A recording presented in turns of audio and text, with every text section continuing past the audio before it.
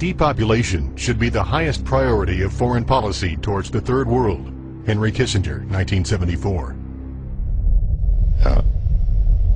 There's a need for a new world order, but it has different characteristics in different parts of the world.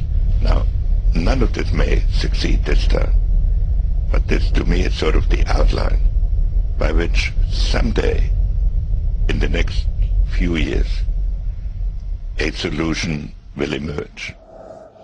Where does this mindset come from? Why do the elites kill the largest masses of people when no one is resisting them, when they've already attained total control? What ideology drives the elite psychopath?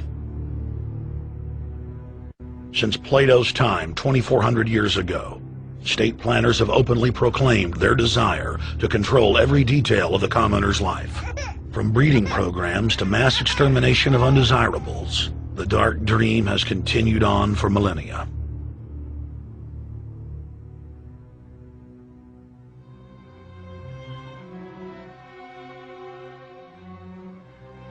The scientific rationale for tyranny has always been attractive to elites because it creates a convenient excuse for treating their fellow man as lower than animals. Robert Thomas Malthus, famous for saying that a mass food collapse would be helpful because it would wipe out the poor.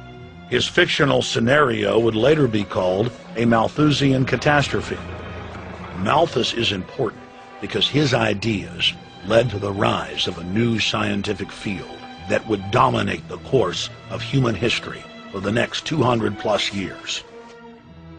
Charles Darwin, an admirer of the Malthusian catastrophe model, developed the theory of evolution, its chief tenet being the survival of the fittest.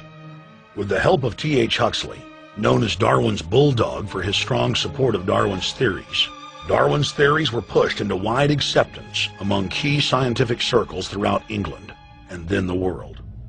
Darwin's cousin, Francis Galton, credited as the father of eugenics, saw an opportunity to advance mankind by taking the reins of Darwin's evolution theory and applied social principles to develop social Darwinism. The families, Darwin, Galton, Huxley, and Wedgwood, were so obsessed with their new social design theory that they pledged their families would only breed with each other. They falsely predicted that within only a few generations, they would produce supermen. The emerging pseudoscience was only codifying the practice of inbreeding, already popular within elites for millennia. The four families experiment was a disaster. Within only 2 generations of inbreeding, close to 90% of their offspring either died at birth or were seriously mentally or physically handicapped. The moneyed class of the planet, and particularly the royal families of the world, who were already obsessed with breeding and filled with a predatory disdain for the underclass, seized on the new science and began aggressively enforcing its aims worldwide.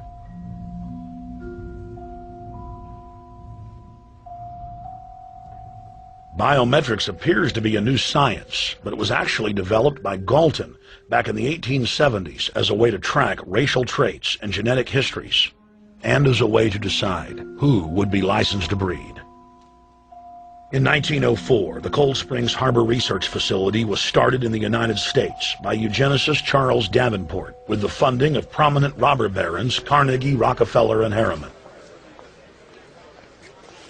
In 1907, the first sterilization laws were passed in the United States.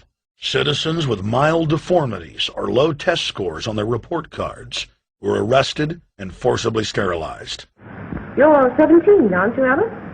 Yes, but what have you done with my folks? Well, we're trying to help them, Alice, and you too. They were taken to the hospital this afternoon. Hospital? Wasn't none of them sick this morning. We thought it necessary to present your family's case to the state medical commission.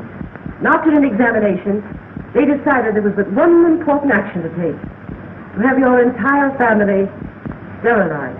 Why, what's that? I don't know what you're talking about. Now, in this state, we have a law which provides for such people to have an operation so there won't be any more children. I see. Now, we've placed your brothers in institutions where they'll be properly cared for. You can go back to your job soon. I'll arrange to have it held open for you. But I'm keeping my job. I'm not going anywhere. Now, you're going to the hospital too, Alice. And you mean they're going to stop me from having children ever? Exactly. I'm all right, I tell you. I won't go to any hospital. We don't want any trouble with you, young woman. If you refuse to go, the officer here will take you by force. In 1910, the U.S. Eugenics Record Office was set up. By then, the British had created the first network of social workers, expressly to serve as spies and enforcers of the eugenics race cult that was rapidly taking control of Western society. The social workers would decide who would have their children taken away, who would be sterilized, and in some cases, who would be quietly murdered.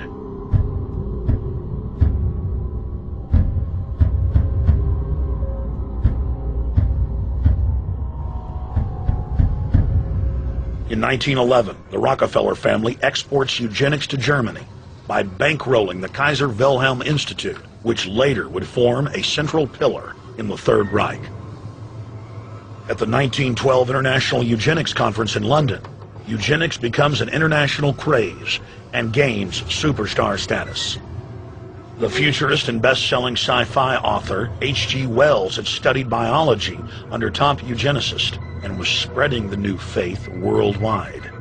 In 1916, H.G. Wells' lover, Margaret Sanger, starts her promotion of eugenics in the United States. In 1923, Sanger receives massive funding from the Rockefeller family.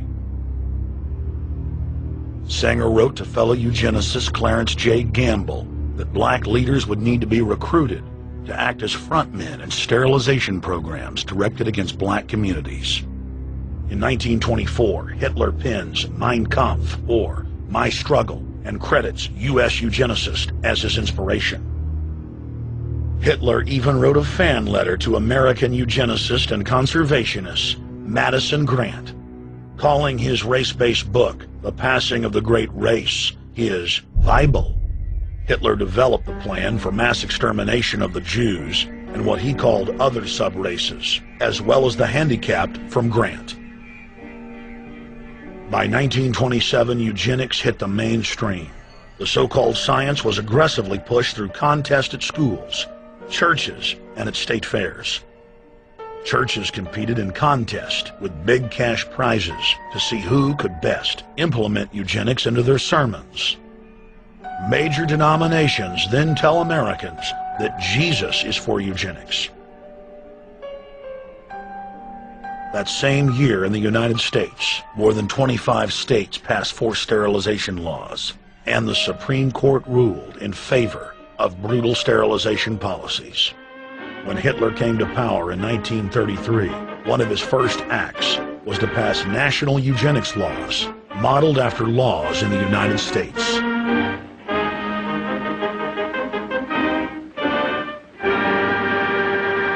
The 1934 film Tomorrow's Children brought the eugenics agenda to the silver screen in the United States.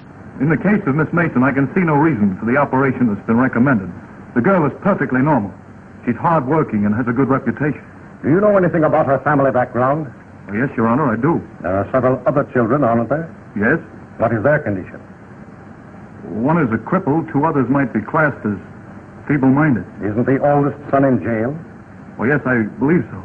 And knowing all that, you still contend that this girl should be allowed to bring more people like that into the world? She's sound, Your Honor. She's not anything like the rest. Surely she should be given a chance to work out her own salvation. I can't agree with you, Doctor. Suppose she is normal. The chances are that her children will inherit the family taint. Isn't that possible? But, Your Honor, I'm sorry, Doctor. 3 generations of unfit are enough. Petition not allowed. By 1936, Germany had become the world leader in eugenics for taking effective actions to sterilize and euthanize hundreds of thousands of victims. The big 3 of American eugenics, Davenport, Laughlin, and Goethe, were dispatched by the Rockefellers to Germany, where they advised the Nazis on the fine-tuning of their extermination system. With the strong support of the U.S. and England, Germany had gone over the edge, and tens of millions would pay with their lives. At the end of the war, the Allies protected from prosecution the very Nazi scientist that had tortured thousands of people to death. The Nazi brand of eugenics had embarrassed the elites, but they had no intention of stopping their plans. The Allies literally fought with each other over who would get top Nazi eugenicist. It didn't matter if the SS doctors had tortured tens of thousands to death. They were free to go. The Angel of Death, Joseph Mengele, and his boss, Ottmar von Verscher, were not prosecuted, and von Verscher even continued his work in Germany after the war. Eugenicists were angry that their great work had been exposed. They then scrambled to camouflage their agenda.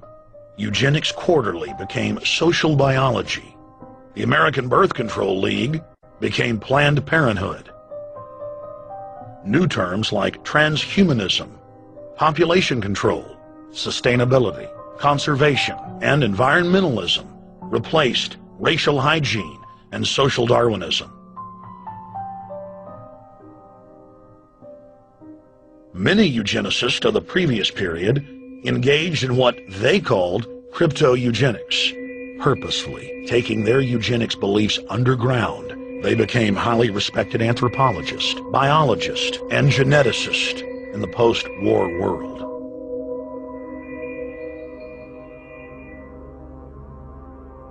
The Allies then smuggled thousands of Nazi scientists out of Germany and placed them in key scientific positions, ranging from bioweapons to rocketry throughout the military-industrial complex. The founder of IBM was a devout follower of Hitler. Thomas J. Watson had supplied his punch card computers and IBM technicians to the Nazis for use in the death camps. Tattoos on camp victims were IBM human identification numbers, which fed into the computers. IBM had used similar punch card systems as early as 1928 in a Jamaican race mixing study. The first real computers were literally invented by a eugenicist for eugenics. UN chieftain and unrepentant eugenicist Julian Huxley argued that since the leaders of eugenics had founded the environmental and conservation movements, that they should be used as vehicles in the formation of a world government.